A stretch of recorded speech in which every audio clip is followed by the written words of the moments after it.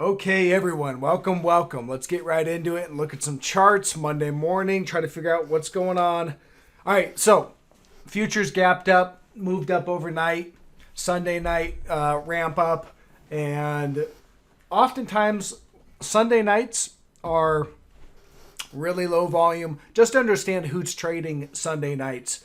It's not big institutions moving big money around. It's usually pretty light trading, pretty thin trading, and that's why. And so things can move up on thin trading, but just understand it's thin trading. So when you have moves being made on thin trading, they're easily reversed when you get the kind of the volume or institutional trading. So just understand that. Now let's look at these charts. Okay, so Qs, again, that's the important one to watch because that is where a lot of the strength has been. And that's where the breakdown also occurred. So we're going to look at that. Right now, I see we're starting to put in this bullish falling wedge right here on the hourly chart. You can see we've now got a third reaction and starting to create this wedge. So this could go either way, but ultimately in the short term, it can go either way. We could break out to the upside of this wedge, which is what a bullish falling wedge should do. And you could see a backtest of this trend line up here, maybe around 287, 286, depending on when we would actually get there. That's one option, or that's one possibility of what might happen. Another thing that might happen is we could just continue to break down. So on the daily chart, if you look here, we're kind of flagging out. We've got this flag, we've got this breakdown, and now we're just kind of flagging out. So a continuation of that move down would make a lot of sense. We could easily run down and tag, say, 254 or 258.50, somewhere right in there, and then bounce and do a back test of that trend line. Either way, what I pointed out in my video on Friday was the fact that this trend right here, you can see this uptrend line right here, has been broken. So whether we do a back test and then continue or just continue now, I still think the trend will be to the downside. I can't determine whether it's going to do a back test now or not. But for swing trading and for longer term trends, it's really not that important. So if it does a back test, that's an objective area to potentially add or enter a short if you haven't already done so. Either way, to me, it looks like a sell the rip kind of market right now. If we get a rip up to here, we'll watch to see for wait for confirmation to see if it does sell. But that would be an objective area to take a position short, in my opinion. We have a little bit of bullish divergence on the RSI. It was put in on Friday. You can see right here we made a higher low on the RSI and a lower price. So lower price while momentum is gaining. So that tells me that the market does want to do a back test now. But either way, I mean, this is hourly charts. Sorry, I'm on the 2-hour chart here, but it's on the hourly as well. But this is hourly stuff, but the daily and the weekly have had the big breaks of the trend. So I think that whether we have kickback rally and then rollover, it's just a matter of what happens first, I suppose. My gut, what it tells me, I think we're going to roll over, to be honest. I think it's not going to do the back test. I think we're going to sell off. But, again, I'm just making a guess there. It's not, the technical analysis that I'm running is really based on this larger term trend and trying to understand that I have a higher probability that this is going to roll over time. Doesn't mean it has to do it right now. We could back test, for a while before actually rolling over. Here's the S&P 500. So on the hourly chart, you can see we're just making this downtrend flag-ish pattern. We could break to the upside and run up and do a full back test. That's a ways up there from on this chart. That's about a 5% gain. So we could do that back test. That would be an objective area to short. Or we could break down here and just continue going lower. Now, remember, a lot of this price action right here, there was kind of extreme bullishness in this area. So if they're going to do a back test, that would give everyone who was caught long in this area an opportunity to get out. So I'm not exactly sure they're going to do that. They might just roll over here. On the daily and the weekly have a heavier weighting than the hourly chart when it comes to swing trading. So here's your trend line on the S&P 500, the SPY, and cleanly broken on the daily. So whether we do a back test and then roll over or just roll over, the trend has been broken, and that's really what's most important. When swing trading, you're not necessarily trying to catch every single little zig and zag. You're trying to catch the trend, the big trends. And this tells me that the trend should be down or, in the near term.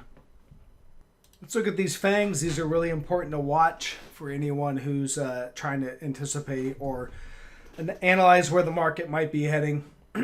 So here's Apple. You can see gapped up. And here's the open basically. We'll go to the 1 minute just to show you guys that.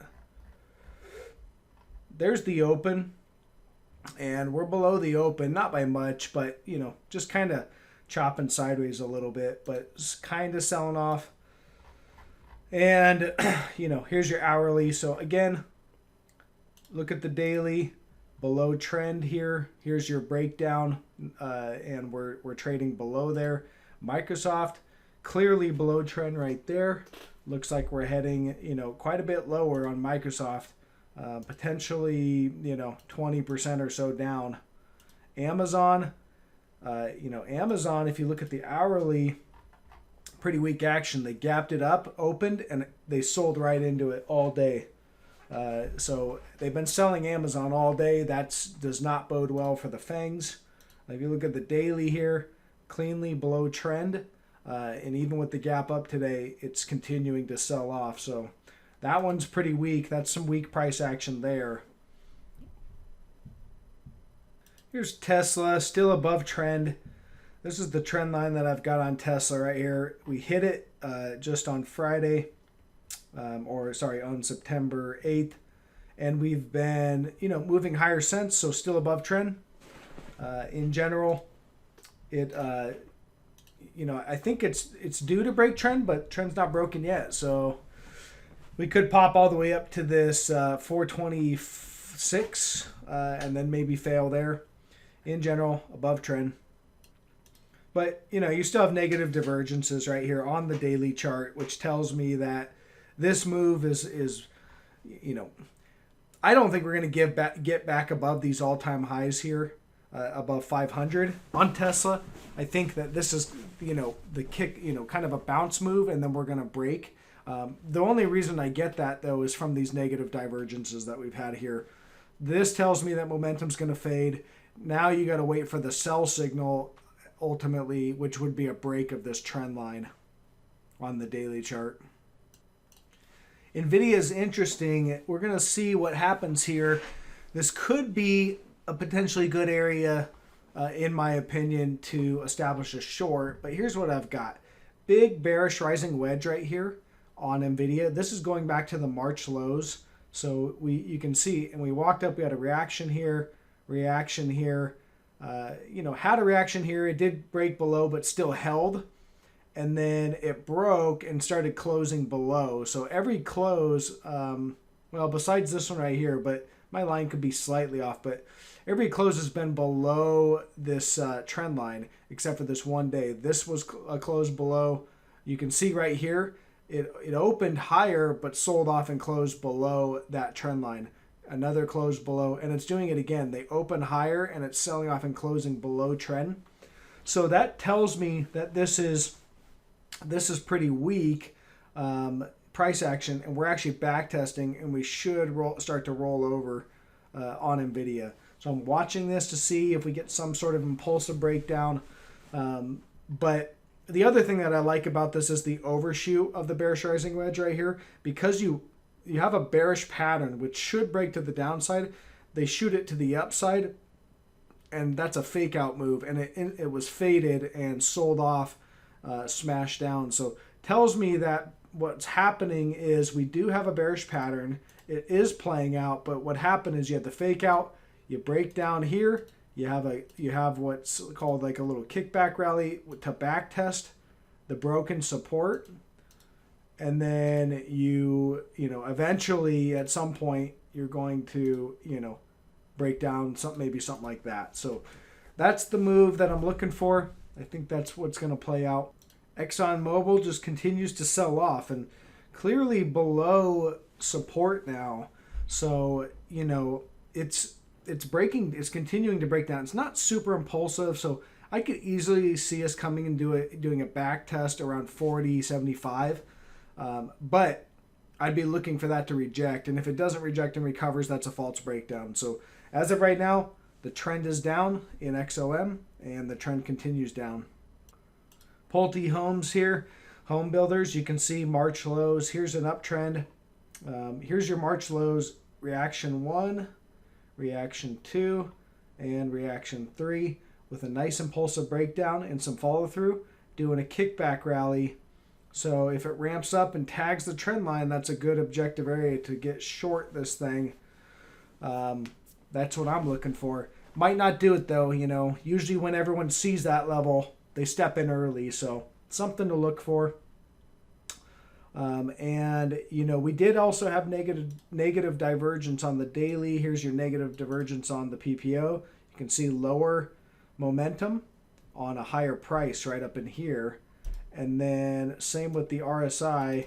We made a lower peak right here in the RSI on a higher price right there. So, and that was a marginal new high as well from the prior highs back in February of 2020. We just creeped above it just barely and sold off. So a lot of bearish things going on in this chart on this PHM. I am looking for a good objective area to, maybe take a position on this a little bit higher, and that might be the area to snag it. And that's really it. I don't have anything else to really point out on the charts. Well, gold, we can look at gold. It's just wedging, continuing to wedge. Here's gold bullion. Here's your triangle. It's really continuing to wedge. The buyers are stepping in and buying support. The sellers are coming in and selling resistance. It's going to break one way or the other. I don't know at this point. Here's the dollar still hanging in there. Still had a breakout, but, haven't made our way higher. So could go either way there. I'm not exactly sure on gold at this point.